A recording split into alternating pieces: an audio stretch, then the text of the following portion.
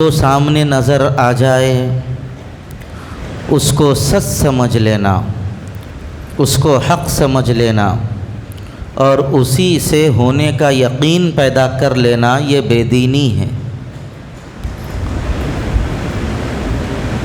کسی نے کچھ کھلا دیا بس اس کے ہو گئے، کسی نے کچھ پلا دیا اسی کی سننے لگ گئے، کسی نے کچھ دے دیا اسی کی ماننے لگ گئے۔ یہ مسلمانوں کا مزاج نہیں ہے۔ مسلمان ہر چیز کے اندر اس بات کو دیکھتا ہے کہ میں جو کام کر رہا ہوں یہ اللہ کا حکم ہے یا نہیں ہے۔ گوشت کا ایک ٹکڑا ڈال دو، کچے گوشت کا، حیوان اس کو کھا لے گا لیکن انسان اس کو نہیں کھا سکتا۔ انسان یہ کہے گا کہ مجھے اس کو پکا کر دو، کھانے کے قابل بنا کر دو تو میں کھاؤں گا۔ جب اس کو پکا کر دے دیا جائے تو ایک انسان ہے وہ کھا لے گا، لیکن ایک مسلمان پکا کر دینے کے بعد بھی اس وقت تک نہیں کھائے گا جب تک کہ اس کو پتہ یہ نہ چلے کہ یہ حلال جانور کا گوشت ہے یا حرام جانور کا گوشت ہے، حلال طریقے سے ذبح کیا گیا ہے یا حرام طریقے سے ذبح کیا گیا ہے۔ یہ فرق ہے سوچنے اور سمجھنے کا، ایک حیوان اور انسان کے درمیان اور ایک انسان اور مسلمان کے درمیان۔ سوچ کا فرق یہ ہے، حیوان جو نظر آ جائے اس کے پیچھے لگ جاتا ہے، انسان اپنے مزاج کے حساب سے لگتا ہے، لیکن ایک مسلمان اللہ کی مرضیات کے تابع ہوتا ہے۔ اس لیے ہمیشہ ہر موڑ پر، ہر جگہ پر اپنے آپ کو مسلمان ہی بنا کر رکھنا چاہیے۔ میں کسی چیز سے سمجھوتا نہیں کر سکتا اگر وہ چیز میرے ایمان کے مقابلے میں آئے گی۔ میں جائیداد چھوڑ سکتا ہوں، میں دنیا کی ہر خواہش کو چھوڑ سکتا ہوں، میری بیوی کو چھوڑ سکتا ہوں، بچوں کو چھوڑ سکتا ہوں، ماں باپ کو چھوڑ سکتا ہوں، شہر کو چھوڑ سکتا ہوں، دوستوں کو چھوڑ سکتا ہوں، مال و متاع کو چھوڑ سکتا ہوں، لیکن میں ایمان کو نہیں چھوڑ سکتا۔ اور ایمان کو پختہ کرنے کے لیے انسان کو جہاں تک اپنے ایمان کی حفاظت کی فکر کرنا ضروری ہے، اسی کے ساتھ ساتھ اپنے گھر والوں کے بھی ایمان کی حفاظت کی فکر کرنا ضروری ہے۔ میں تو مسلمان ہوں، میرے گھر والے بھی مسلمان ہیں، لیکن یہ کیا بات ہے میں اللہ کے احکام پر پابند ہوں، میرے گھر والے اللہ کے احکام پر پابند نہیں۔ ایک مسلمان کو اس پر غور کرنا چاہیے۔ اگر کوئی آدمی یہ سمجھے میں تو صف اول کا نمازی ہوں، مؤذن کے بازو میں ہی ٹھہرتا ہوں، میں تکبیر اولیٰ بھی چھوٹنے نہیں دیتا، لیکن میرے گھر میں میری بیوی نماز پڑھ رہی ہے نہیں پڑھ رہی ہے، میرے بچے نماز پڑھ رہے ہیں نہیں پڑھ رہے ہیں، میرے گھر میں جو لوگ رہتے ہیں وہ نماز پڑھ رہے ہیں یا نہیں پڑھ رہے ہیں، مجھے اس سے کوئی لینا دینا نہیں۔ وہ صرف یہ سمجھ رہا ہے کہ میں نمازی ہوں کافی ہے۔ تو یاد رکھنا چاہیے یہ بات، جس دن اس کا انتقال ہو جائے گا تو اس کے گھر سے صرف ایک باپ کا جنازہ نہیں اٹھے گا، اس کے گھر سے پورے دین کا جنازہ اٹھ جائے گا۔ پھر اس کے بعد اس کے پیچھے کوئی فاتحہ پڑھنے والا بھی باقی نہیں رہے گا، لڑائیاں شروع ہو جائیں گے، جھگڑے شروع ہو جائیں گے، قتل و غارت گری ہوگی، خون بہے گا، پولیسوں میں پی ایس میں کمپلین ہوں گے، پولیس والے بار بار گھر پر آئیں گے، بھائی بھائی کا دشمن ہو جائے گا، پورے بھائی بہن کو ذلیل و رسوا کر دیں گے۔ اس کی بنیادی وجہ کیا ہے؟ 2 گز زمین کا ٹکڑا، یہ خالی پلاٹ، یہ کچھ زمین، یہ کچھ مکانات، تھوڑا سونا چاندی، بنیادی وجہ یہ نہیں ہے۔ یہ لڑائی جھگڑے اور فتنہ و فساد کی بنیاد وہ بے دینی ہے جو آپ نے اپنے گھر میں چھوڑ کر آپ گئے ہیں۔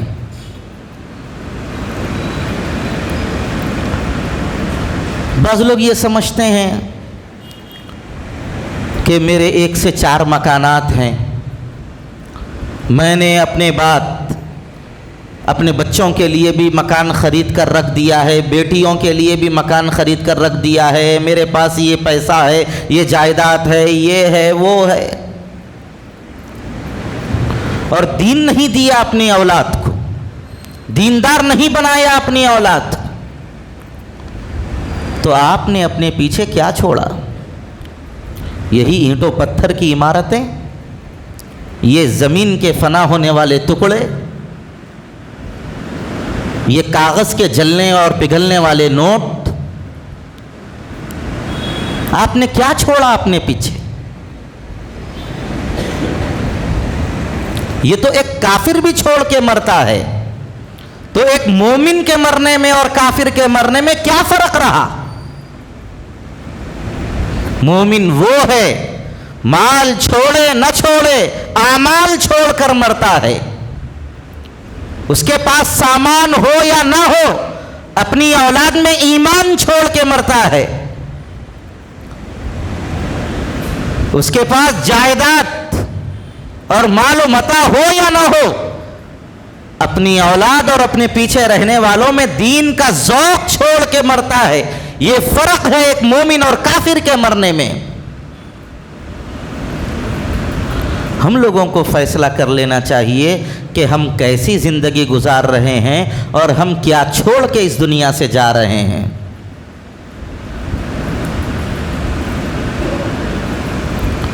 مسلمانوں کے مکانات ہیں لیکن دینداری دور دور تک نہیں، بچے وہی غیر اسلامی تربیت پر بڑے ہوتے جا رہے ہیں۔ چھوٹے چھوٹے بچوں کے اندر شوق ہے کہ میرے بال فلاں ہیرو کی طرح رہیں، فلاں کرکٹ پلیئر کی طرح رہیں، فلاں باکسر کی طرح رہیں، فلاں اینکر کی طرح رہیں، لیکن اس کو ذوق نہیں ہے تو یہ نہیں کہ میرے بال میرے نبی کے طریقے کے مطابق رہیں۔ تو آپ دل پہ ہاتھ رکھ کے بولیے، کیا ہم تربیت ایمان اور اسلام کی بنیاد پر کر رہے ہیں یا دنیا پرستی کی بنیاد پر ہم اپنی اولاد کی تربیت کر رہے ہیں؟ تھوڑے پیسے آ گئے، بس اپنے پیسوں کو دکھانا، برتھ ڈے پارٹی، یہ پارٹی، وہ پارٹی، پھر اس کے اندر غیروں کی تہذیب، غیروں کے طریقے، شادیاں آ گئیں، مسلسل غیروں کی تہذیب کا ایک انبار، ایک لگاتار سلسلہ، شادیوں سے پہلے بھی، شادیوں کے بعد بھی۔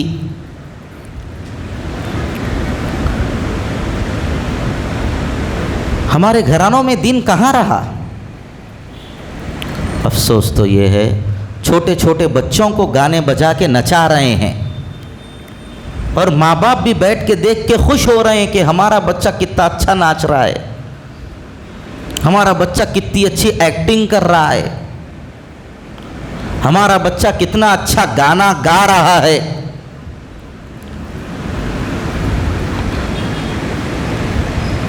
میرا بچہ کتنا ہینڈسم لگ رہا ہے۔ یہ خیال نہیں ہے کہ میرے اس بچے کے اندر نماز کا ذوق ہے یا نہیں، تلاوت کا شوق ہے یا نہیں، اللہ رسول سے تعلق ہے یا نہیں، نبی کے طریقے پر جینے مرنے کا احساس ہے یا نہیں۔ یہ تربیت تو مسلمانوں کی تھی، اور ہم کہاں سے لے جا کر کہاں تربیت کر رہے ہیں۔ میں تو بار بار یہ بات کہہ رہا ہوں، اللہ کے واسطے باجے بجانا چھوڑو۔ کب تک بجائیں گے؟ کیا ملے گا ان باجوں میں؟ کتنا سکون آپ کو ملے گا؟ سوائے آوارگی کے، سوائے اپنی بے حیثیتی کے، سوائے اپنے گھٹیا پن دکھانے کے کچھ بھی نہیں ہے۔ لوگوں کو بتا رہے ہیں باجے بجانے والے، ہم اتنے چلر لوگ ہیں، دیکھو ہم سرعام لوگوں کو تکلیف پہنچاتے ہیں، دیکھو ہم اللہ کے گھر کا بھی لحاظ نہیں کرتے ہیں، ہمیں دیکھو۔ اور یہ جتنے لوگ ہیں دیکھنے والے، یہ سب گواہ بن رہے ہیں ان کے اس جرم پر، ان کے اس گناہ کبیرہ پر گواہ بنتے جا رہے ہیں۔ ایک گناہ کبیرہ انسان کر لے، اس کو دفن کر دینا چاہیے، چھپانا چاہیے، بتانا نہیں چاہیے۔ اور یہاں پر سرعام گناہ کبیرہ کر کے جہاں تک آواز جا رہی ہے وہاں تک کے لوگوں کو اپنے گناہ کبیرہ پر گواہ بنا رہے ہیں۔ کتنا بڑا جرم ہے یہ۔ پھر ناچ رہے ہیں، نچا رہے ہیں، شراب پلا رہے ہیں،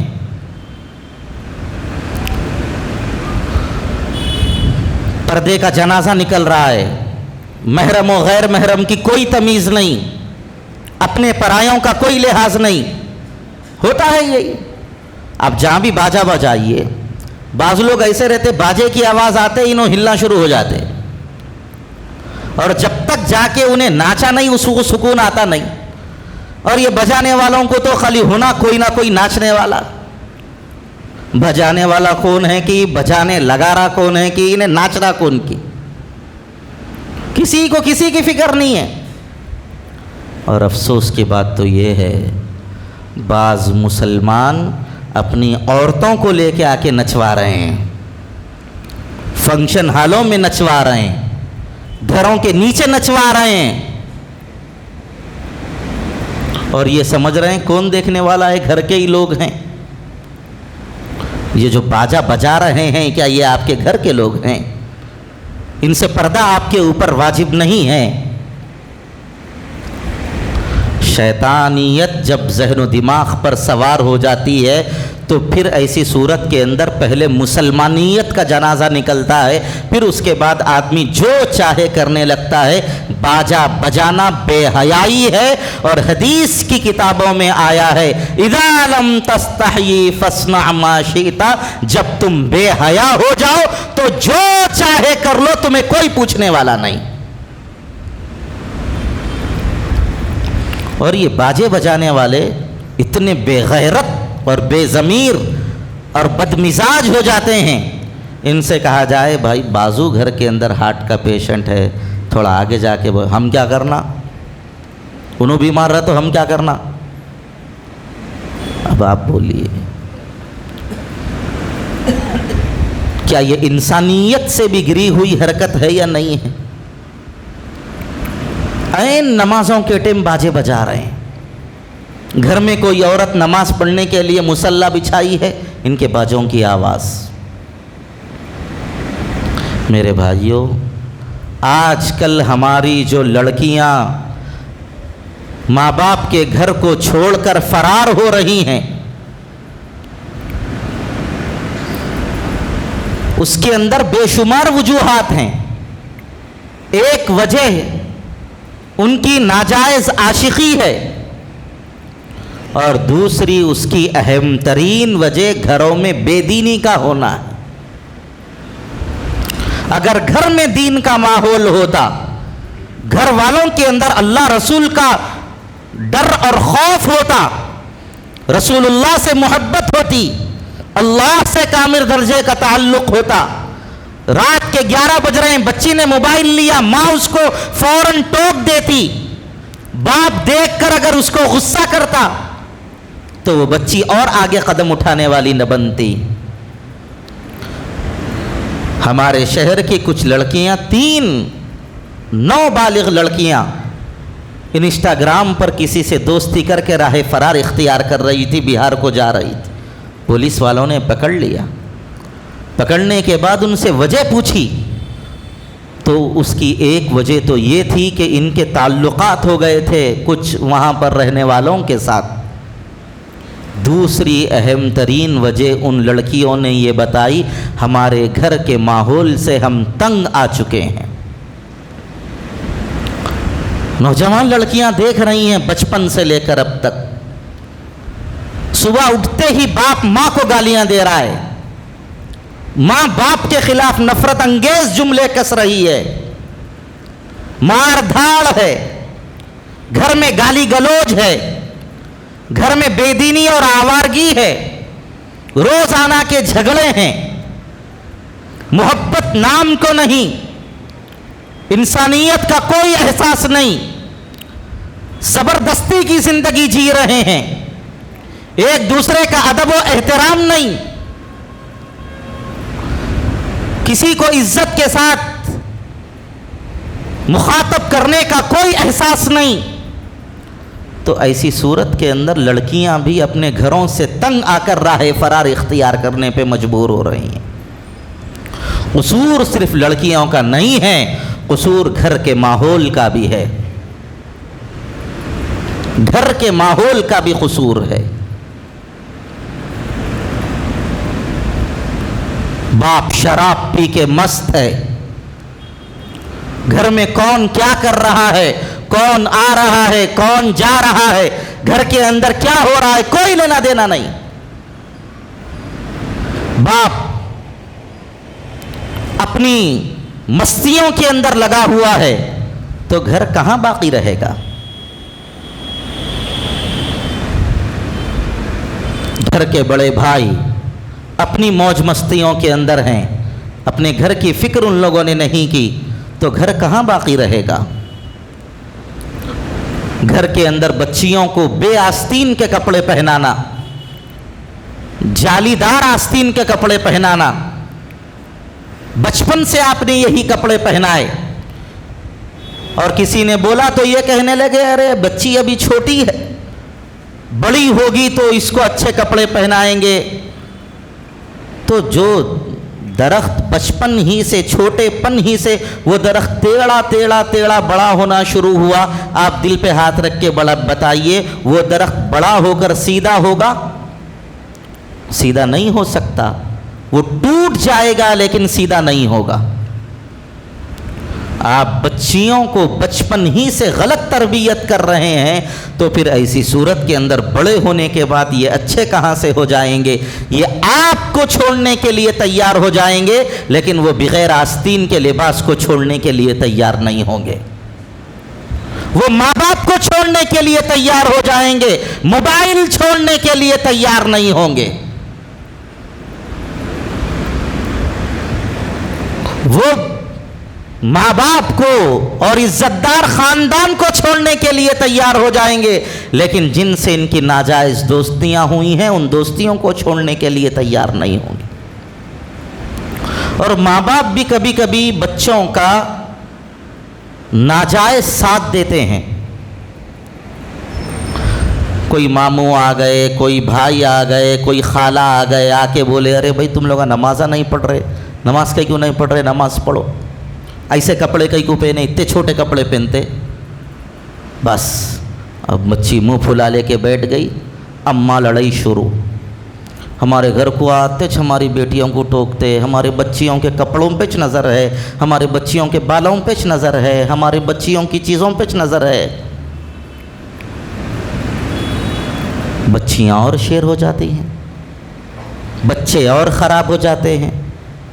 अगर ऐसे वक़्त में माँ ये कहती, बाप कहता जो वो कह रहे हैं सच है, हक है, तुमको इख्तियार करना चाहिए, तुम छोटे कपड़े उतारो, फौरन तुम मिजाज तुम्हारे बदन के मुताबिक सही लिबास पहनो, तुमने बाल छोटे क्यों किए, आइंदा ऐसा मत करो, जो तुमको टोका जा रहा है वो बिल्कुल दुरुस्त है, इन चीज़ों पर अमल करो।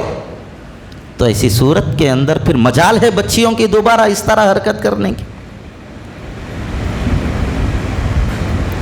आजकल एक नया फैशन निकल गया, बास माँ बाप ये बोल रहे बच्चे बालिग हो गए, अब उनकी मर्जी, उन्हें जो चाहे कर लें दो।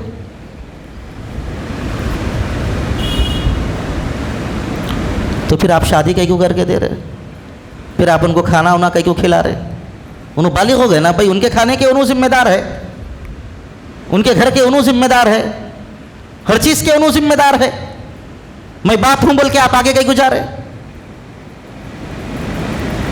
शरीयत के अंदर احکام اسلام کے مکلف ہونے کو بتلانے کے لیے بلوغیت کا ایک معیار دیا گیا ہے. تربیت کے لیے یہ معیار نہیں ہے، زندگی بھر تربیت ہوگی. صحابہ بڑی بڑی عمر کو پہنچ گئے لیکن رسول اللہ کی تربیت میں رہے. کسی صحابی نے رسول سے یہ نہیں کہا میں بالغ ہو گیا ہوں آپ مجھے کیوں ٹوک رہے ہیں. نہ رسول نے یہ کہا یہ تو باپ ہیں، یہ تو دادا کی عمر کے ہیں، ان کو یہ بات پر نہیں ٹوکنا چاہیے. رسول اللہ نے یہ نہیں فرمایا. جو بات غلط ہے اس کو ٹوکنا چاہیے، اس کو بولنا چاہیے. یہ مزاج دیا رسول اللہ صلی اللہ علیہ وسلم نے. بہرحال میرے بھائیوں، اپنی بھی فکر کیجئے، اپنے گھر والوں کی فکر کیجئے، اور اپنی بالخصوص نوجوان بچیوں کی فکر ہم لوگوں کو کرنے کی ضرورت ہے. اللہ ہم لوگوں کو صحیح علم و عمل کی اپنے کرم سے توفیق عطا فرمائے. ایک اہم گزارش آپ حضرات سے یہ کرنا ہے کہ